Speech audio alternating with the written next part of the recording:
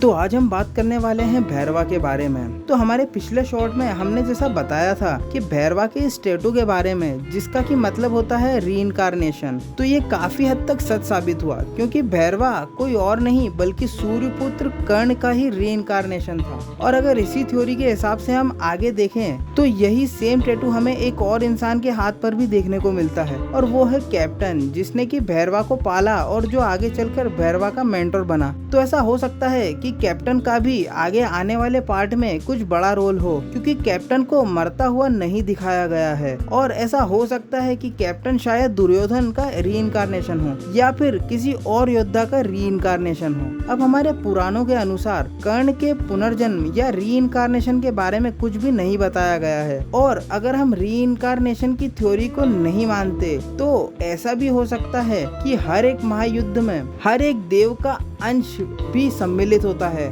जैसे कि रामायण में भी नल, नील, सुग्रीव, अंगद जैसे काफी बड़े बड़े महारथी धर्म की ओर से लड़े थे, जो कि देवताओं के ही अंश स्वरूप थे।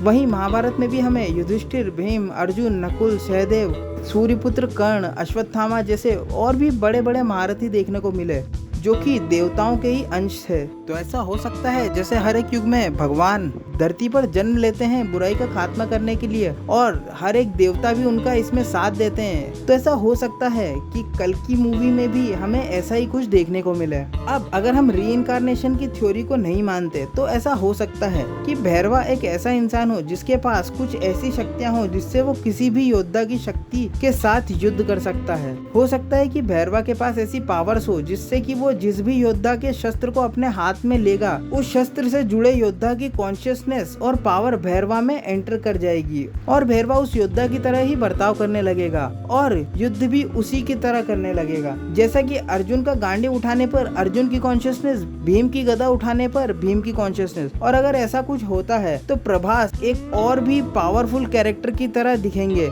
जो कि बहुत पावरफुल होगा, लेकिन सिर्फ तब तक जब तक कि उसके हाथ में उन योद्धाओं के शस्त्र है। और ऐसा होने की पॉसिबिलिटी बहुत ज्यादा है, क्योंकि मूवी में भैरवा नहीं जानता था कि अश्वत्थामा कौन है और कैसे दिखते हैं, लेकिन अश्वत्थामा तो यह जानते थे कि कर्ण कौन है और कैसा दिखता है। और अगर कर्ण और भैरवा का फेस सेम भी था तो अश्वत्थामा को उसे फर्स्ट टाइम देखकर ही पहचान लेना चाहिए था, या फिर अश्वत्थामा का भैरवा को देखकर कोई शॉकिंग रिएक्शन होना चाहिए था। लेकिन भैरवा को फर्स्ट टाइम देखने पर अश्वत्थामा का ऐसा कोई रिएक्शन नहीं था, बल्कि भैरवा के विजय धनुष उठाने के बाद अश्वत्थामा को कर्ण का स्मरण होता है और कर्ण का फेस रिवील होता है, जो कि भैरवा का ही है। तो इसकी हाई पॉसिबिलिटी है कि कर्ण वैसा नहीं दिखते थे, यानी कि भैरवा कर्ण जैसे नहीं दिखते थे, बल्कि उनका फेस अलग था और कर्ण कोई और थे। बट विजय धनुष उठाने के बाद और देर तो नहीं हुई आचार्य पुत्र कहने के बाद अश्वत्थामा को ऐसा लगता है कि भैरवा ही कर्ण है, और आने वाले पार्ट में ऐसा दिखा सकते हैं कि अश्वत्थामा को लग रहा है कि भैरवा कर्ण है, लेकिन आगे चलकर यह पता चले कि